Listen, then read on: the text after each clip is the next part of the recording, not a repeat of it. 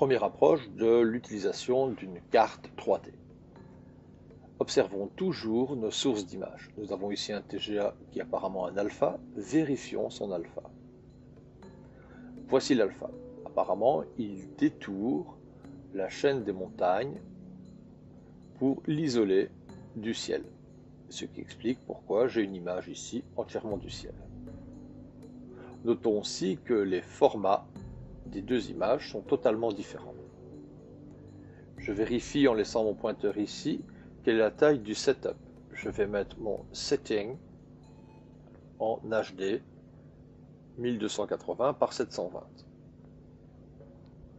Je vais manipuler uniquement cette image en 3D, c'est-à-dire le ciel. Tab, garde 3D. Automatiquement, le ciel va s'adapter en HD 720.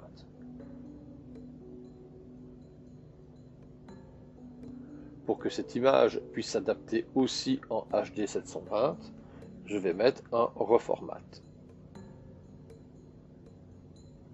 Ces outils ont déjà été vus dans les initiations et dans les outils indispensables concernant le reformat.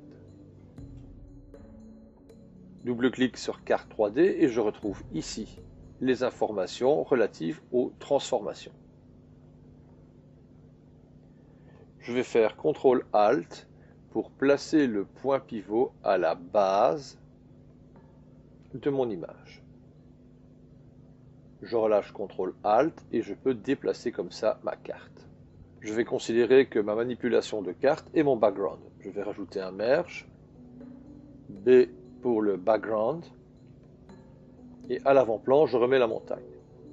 Le mode de fusion sera en mode mate, étant donné qu'il y a un alpha. Je reviens sur les transformations 3D. J'affiche la vue en grand, car maintenant nous connaissons nos raccourcis clavier. Il est très important de placer le point pivot et la carte par rapport à la perspective et au point de fuite de mon image. Le ciel, je vais le placer à cet endroit. Et puis je vais réduire son échelle. Je bascule en vue 3D en appuyant sur V au clavier. CTRL-SHIFT pour réduire l'échelle sur un axe. CTRL pour une rotation sur X. Je rebascule dans la vue 2D. Il est parfois pénible de basculer de 2D en 3D sans arrêt. Vous pouvez donc créer un nouveau viewer en faisant Tab Viewer ou venir tout simplement dans Image Viewer. À ce moment-là, vous allez retrouver deux viewers, Viewer 1, Viewer 2. Le Viewer 2 n'étant connecté à rien, il peut directement être en 3D. En effet, une vue 3D n'est pas obligée d'être connectée. Si vous connectez, rebascule en vue 2D. Laissons-le donc en vue 3D. Vous avez comme ça deux vues. Vous pouvez basculer aisément de l'une à l'autre. Si vous désirez avoir un écran coupé en deux, vous pouvez à ce moment-là, à cet endroit, split horizontal. Split horizontal va donc couper horizontalement et diviser en deux la vue concernée de cet outil, de cette fenêtre Viewer. Chaque fenêtre peut comme ça être subdivisée pour retrouver ces icônes un peu partout. Split horizontal, je peux tout simplement ici glisser, déposer la deuxième vue pour travailler sur deux vues en même temps. Sachez que vous pouvez venir remettre au-dessus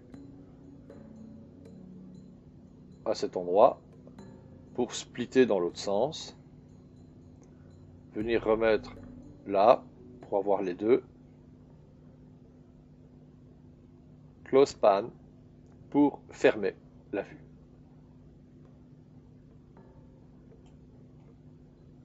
Si vous sélectionnez celle-ci, ou si vous créez une troisième vue, CTRL-C, CTRL-V, si vous créez une troisième vue, vous pouvez faire double-clic pour voir la troisième vue et venir le déposer là. Celui-ci, je vais donc le fermer. J'obtiens une vue 3D et mes vues d'avant avec une autre vue 3D.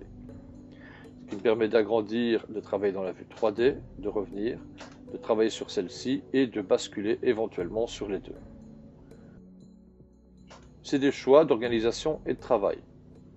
Ceci étant vu, supprimez le viewer 3, close pan, et moi je vais travailler sur ces deux vues. Le viewer qui est là et le viewer ici. Pour diviser en deux, directement sans passer par la division horizontale, je glisse, je dépose et je regarde à l'invite de Nuke comment mon écran s'affiche. Lorsque mon écran s'affiche avec une zone surluminance orange, dans ce cas, je peux glisser et valider. J'ai donc automatiquement splitté mon écran d'une manière horizontale. Voilà, c'est maintenant, vous avez des tas de possibilités de personnaliser et de travailler, à vous de choisir. Continuons maintenant, manipulation 3D. J'ai mon objet qui est ici, et j'ai mon résultat du viewer 1 en 2D qui est là. Mon viewer 2, je vais faire CTRL et je vais manipuler maintenant mes cartes. Et ça va être beaucoup plus facile pour avoir une perspective. CTRL-SHIFT, je vais modifier l'échelle dans un sens et ou dans l'autre. Voici. Nous avons remarqué que j'ai réduit très fortement. Bien sûr, je peux fermer cette fenêtre, mais j'ai réduit très fortement. Pour avoir les manipulations et les options directes d'un nœud, CTRL double-clic. Je vais manipuler le glissement en X et on a comme ça une déformation.